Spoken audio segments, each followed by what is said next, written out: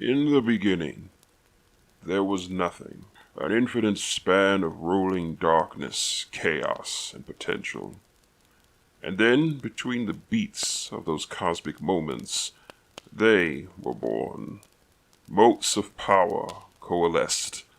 Long before our world came to be, there were sparks of malevolent thoughts out in the deeper darkness, fighting with one another, seeking dominance.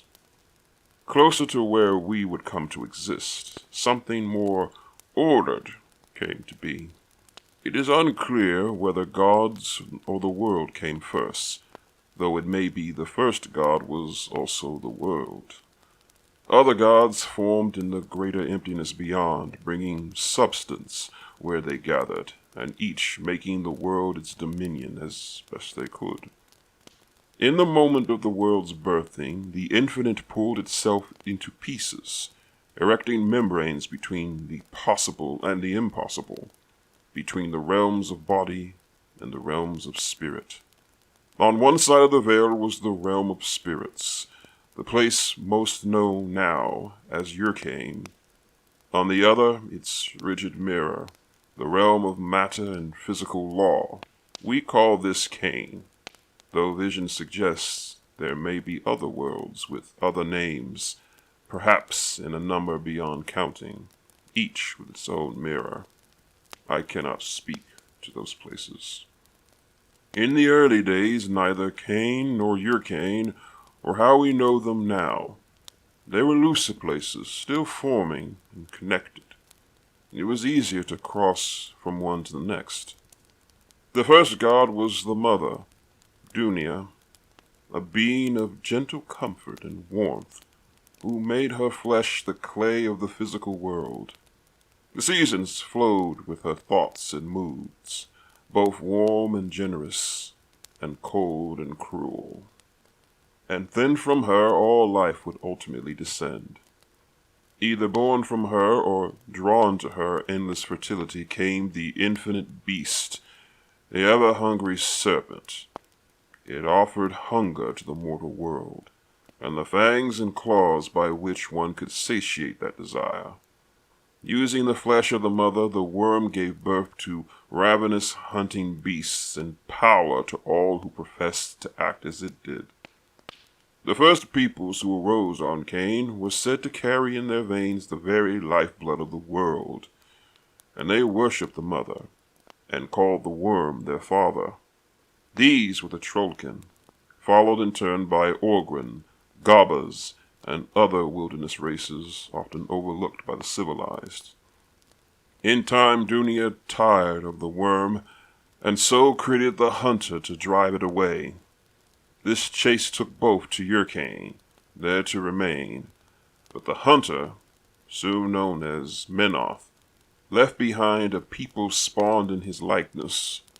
They and the others, earliest peoples, lived in tribal barbarity, left to fend for themselves in a world that sought to feast upon them.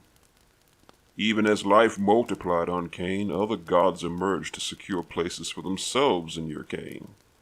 There was the mountain god Gore, selfish and cold, who created a race of slaves as implacable as its own slopes. These would one day become the Great Fathers, who would revolt and slay the mountain to earn their freedom. The distant sun and moons intermingled to create the greatest and the wisest of all gods, the divine court, 8 in number, who would give rise to my own doomed people.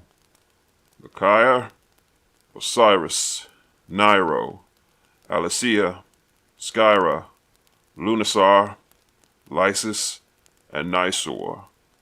They took command over the vital cycles of life, the passage of time, the turning of day to night and back again, and the wheel of the seasons. These divine beings stood on the broader, more expansive side of the looking-glass, where existence bent to their faintest thoughts. They looked upon this fertile realm of spirit and claimed their places in it, crafting with the power of their desires. The divine court created the Veld, a great forests. Within they would have erected a palace, a place hard won from the hostile wilds of the hellish landscape beyond. At the Veld's borders prowled an endless array of voracious spiritual beasts that would have despoiled this paradise, if not driven away. Elsewhere other gods settled, with the Great Fathers erecting a great tower from the rocky innards of their creator. Between long bouts of chasing and wrestling with the worm, Menoth built a retreat where he could recoup and rest.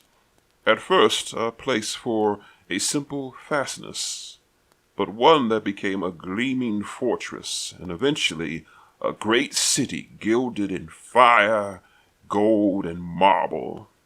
The mother alone remained in the world of Caen, a power devoted to making it lush and fertile. And all the while, amid the hellish landscapes of trackless Urcain, the worm stalked, going whenever others would not, and where it could gamble and devour to its heart's content. Its bestial prodigy hunted on Cain while it hunted for souls that had passed over. In time, the gods turned their attention upon the mirror of their realm. Over uncounted years, they refined the physical world to becoming pleasing to their eyes, sculpting the mountains and carving out oceans. Their creations in the mortal realm were grand but incomplete. My gods could see a void that needed filling, creatures to look back at them and praise them, to acknowledge their greatness. They looked at Dunia's children and Menob's teeming progeny and dreamed of creating something like them, yet more refined. Their interest was drawn to the glimmers of spiritual power left after these mortals perished, which wafted to Urcain and there enriched the gods they praised. With each mortal was a spark of the divine, a soul. With great interest, the gods watched how, as mortals came together in unity, they spontaneously created new souls. Short-lived and simple unions though they were, each coupling created something new and infinite. The gods saw that such an action of creation would profit them beyond the simple vanity of worship. The Great Fathers returned to Cain's mountains, there to make wives of clay, and with them sire the clans of what would become rule. By the guidance of their divine parents, rule folk carved a worthy civilization amid their mountains. So, too, the divine court looked upon these lesser beings who could speak and sing, but who were misshapen and unlovely to their eyes, and the great beings knew they could do better. Lacria, the Narcissor of ages, accepted the mantle of creation after a long period of thought and consideration, weighing how to craft a singular people, one in form akin to Menop's humanity, but superior in every way. Her creation would be the elves of Laos, birthed by Lacria but aided by the rest of the divine court.